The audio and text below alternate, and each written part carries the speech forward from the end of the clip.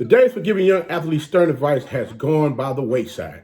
Giving participation trophies to teams that lose in championship games have become the new norm. The love for the sport has somewhat deteriorated because many of these athletes out here think that their talent is going to take them far beyond them having to do the hard work that's required of them to be at the top of their game. Haven't you heard hard work beats talent every day of the week? I mean, we got mamas out here want to tell coaches how they can and can't talk to how they can and can't talk to the player. You got dads out here that want to tell coaches how they should coach their son or daughter. Guys, let's get into it right after the jump. Welcome back to Tomorrow League Sports Network with your host, Coach Walker. If you're new to the channel, please like, share, subscribe. Also, you can follow us on social media. The link are listed down below in the description. Guys, before we go any further, I appreciate every one of you that's been rocking with me thus far. I need you to do me a huge favor. I need you to click that subscription button before we go any further. Why am I asking that? Because I'm giving you this content that's going to blow your mind. It's going to have you really thinking. I like to give you thought-provoking type topics that's going to make you think outside the box and not necessarily fall into the same traps that we fall into every day with going with the masses. So before we go any further, like I said, don't forget to like, share, subscribe. Also, you can follow us on social media. Guys, check this out. This is the kicker right here. Booger McFarland, Anthony Booger McFarland gave a scathing message to Dwayne Haskins the other day when he was released from the Washington football team because Dwayne Haskins, like so many other young NFL players before him, they're pissing away the opportunity of a lifetime for them to get out here and really maximize their earning potential playing a game that they love to play. Now, let's understand one thing. Many of today's NFL players focus more on their brand and social media clout and don't necessarily put that type of work in that yesterday's players had to put in, because you got to understand one thing. Opportunities to maximize your effort, maximize your earning potential wasn't always there as prevalent as it is today.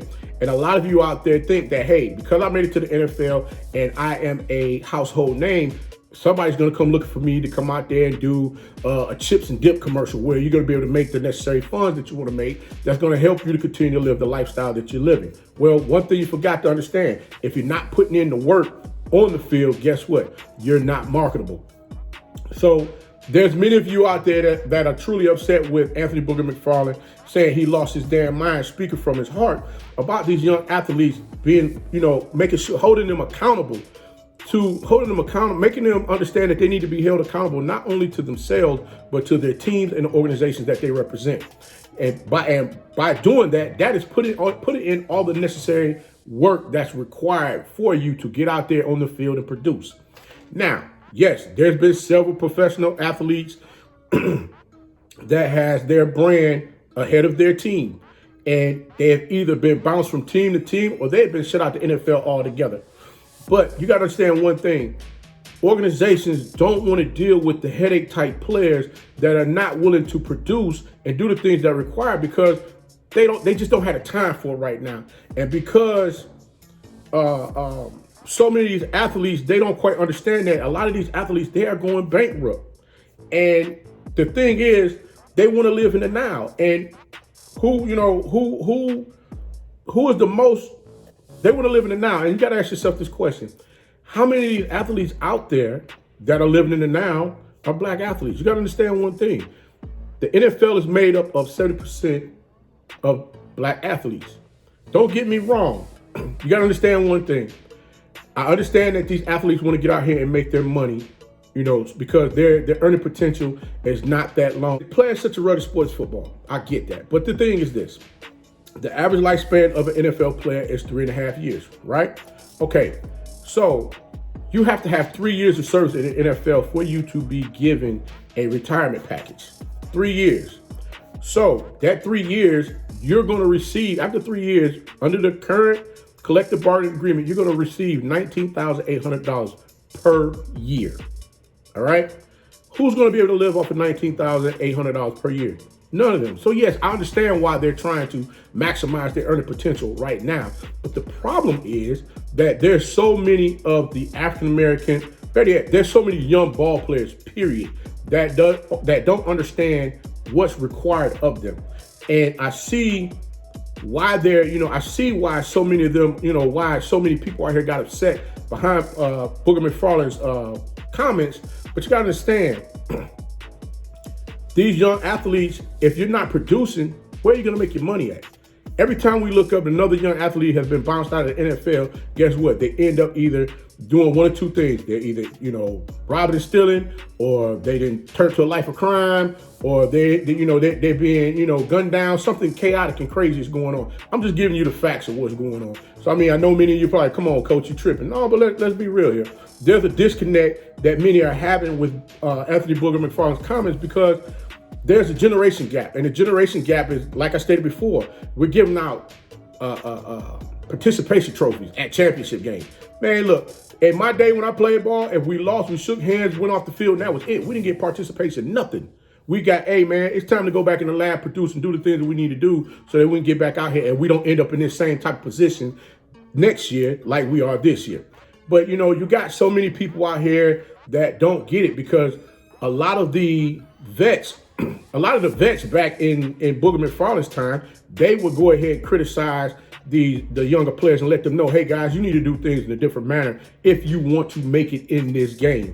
If you want to get out here and maximize your earning potential, you need to do the things that's required of you, or they're not going to have you here for long. And people of today, they really don't get that. Today in the NFL, you gotta handle some of these athletes with white gloves. You gotta talk to them with your inside voice. You can't criticize them without everyone getting so sensitive over what's being said to them. Hell, it's so bad that a lot of these athletes, they still haven't came off mom's tick. I'm just gonna be honest with you. Get mad if you want to, it's cool. Comment on it. I don't care, but it's the truth.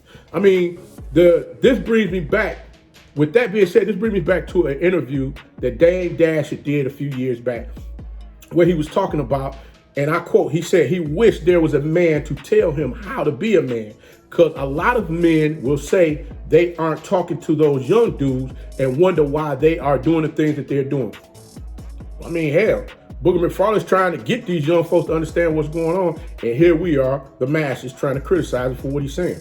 Everyone wants to bring up the white players that screwed up in the NFL, the Johnny Manziel, the Ryan Leaf, the Marinoviches, all of those different folks. But guess what? They were bounced out of the league. Why? Because they didn't produce. Now, you want to talk about a few white players that did screw up in the league but produced and still was able to continue on with their earning potential? Let's talk about Brett Favre. Let's talk about Ben Roethlisberger. Come on, guys. The list goes on and on. But let's talk about the black players that were top 3 picks in the NFL, quarterbacks, Jamarcus Russell. Even you got Vince Young.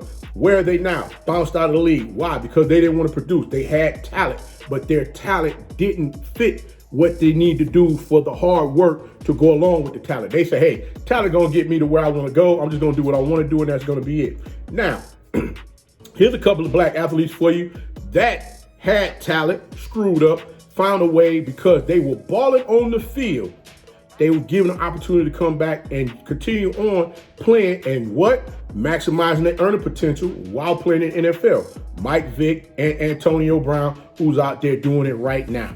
So, guys, you can't sit back and say, hey, he's just talking about why he's going after the black players. Man, let's be real here.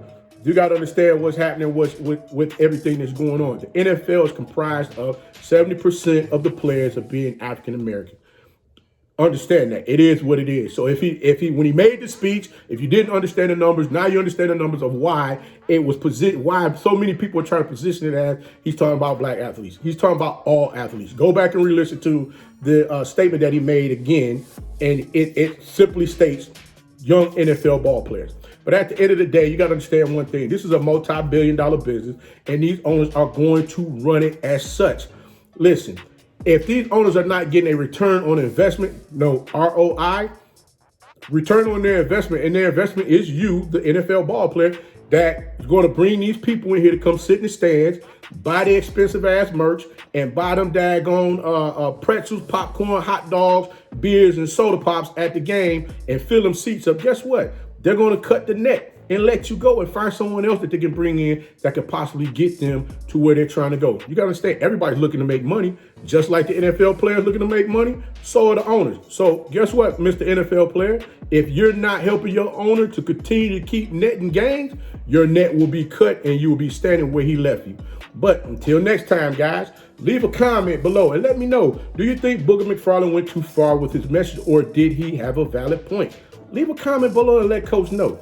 But like I said, guys, Like, share, subscribe to the channel. Also, you can follow us on social media. Don't forget, click those thumbs up, subscribe to the channel, and also like these videos, man. And remember, be that one and lead.